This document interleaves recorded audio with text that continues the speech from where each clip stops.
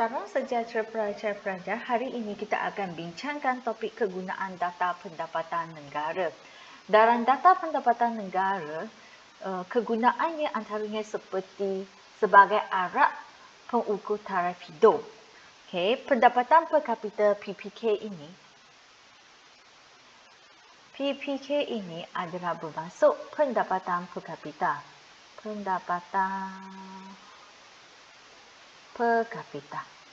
Okey, data pendapatan negara akan digunakan untuk mencari nilai pendapatan per kapita. Okey, rumus untuk pendapatan per kapita adalah pendapatan negara bahagi kepada jumlah penduduk. Nampak tak? Kegunaan data pendapatan negara adalah digunakan untuk mencari pendapatan per kapita. Okey, berdasarkan teori, semakin tinggi pendapatan per kapita, semakin tinggi taraf hidup rakyatnya. Okay. Kegunaan pendapatan negara yang kedua adalah sebagai alat pengukur kadar pertumbuhan ekonomi. Okay. Kadar pertumbuhan ekonomi, KPE. Okay. Kadar pertumbuhan ekonomi punya rumus adalah KDNK benar tahun semasa tolak KDNK benar T tolak 1 ini bermaksud sebelumnya. Okey. Bahagi kepada KDNK benar tahun sebelumnya darab 100. KDNK benar juga merupakan salah satu pendapatan negara. Maka data pendapatan negara kegunaan yang kedua adalah alat pengukur kadar pertumbuhan ekonomi. Okey. Data pendapatan negara kegunaan yang ketiga adalah sebagai alat pengukur sumbangan pelbagai sektor. Rumus bagi peratusan sumbangan sektor adalah nilai keluaran sektor bahagi kepada KDNK. KDNK darab 100. KDNK ini bermaksud pendapatan negara. Okay. Contohnya kalau kita cari peratusan sumbangan sektor pertama, maka ini adalah nilai keluaran sektor pertama bahagi kepada jumlah pendapatan iaitu KDNK darab 100. Maka anda akan dapat nilai peratusan sumbangan sektor. Okey, peratusan sumbangan sektor ini adalah penting, perlu dikenal pasti supaya memudahkan kita membuat perancangan. Okey, ataupun memudahkan kerajaan membuat perancangan. Okey. Data pendapatan negara kegunaan yang keempat adalah sebagai alat petunjuk perubahan struktur. Okay, peratus sumbangan pelbagai sektor dapat menunjukkan ataupun memberitahu perubahan struktur ekonomi dapat dikenal pasti. Antara contohnya, let's say, ini adalah tahun. Okay, ini adalah peratusan sektor pertama. Ini adalah peratusan sektor kedua. Ini adalah peratusan sektor ketiga. Let's say tahun 2005. Okey, peratusan sektor pertama sumbangan dia adalah let's say 50. Ini adalah sektor kedua 30. Sektor ketiga sektor perkhidmatan 20. Tiba-tiba 2010. Ini jadi kepada 30. Ini pula 50. Ini 20. Okey, tahun 2015. Ini jadi 20 pula. Ini jadi kepada let's say ini adalah 60. Ini masih 20.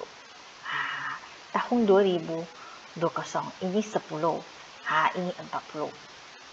Ini jadi 50. Okey, so berdasarkan kepada nilai sini anda boleh nampak peratusan sumbangan sektor pertama ini adalah semakin menurun. Okey, lepas tu peratusan sumbangan sektor kedua adalah semakin meningkat sampai tahun 2015, lepas tu menurun. Peratusan sektor ketiga ini nampak tak? Dia kekal, lepas tu dia tiba-tiba bertambah dengan banyak. Ini adalah sebagai alat petunjuk perubahan struktur. Nampak daripada tahun 2005, struktur utamanya adalah struktur penghasilan sektor pertama. Lepas tu kepada sektor kedua. Lepas tu kepada sektor ketiga. Okey, perubahan struktur ekonomi dapat dikenal pastikan. Okey,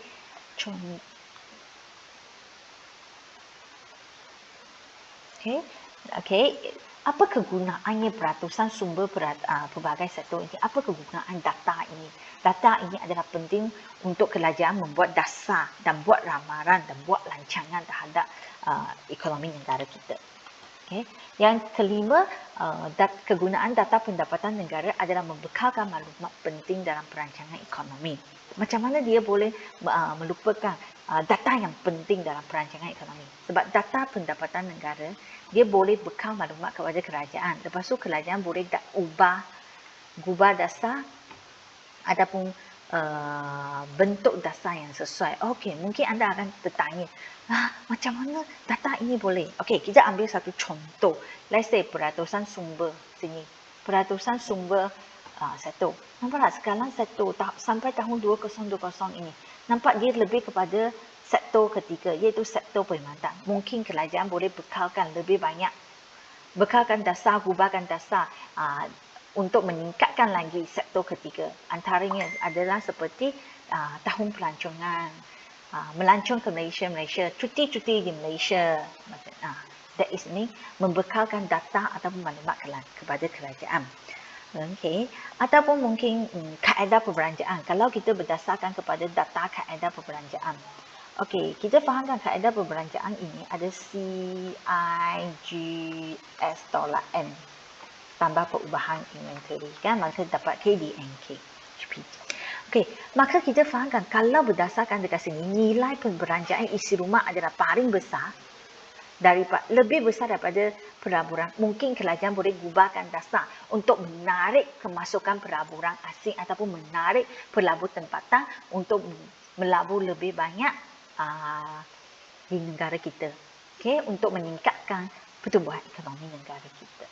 Okay, ini semua merupakan maklumat yang penting untuk kita ataupun untuk kerajaan kita membuat perancangan ekonomi.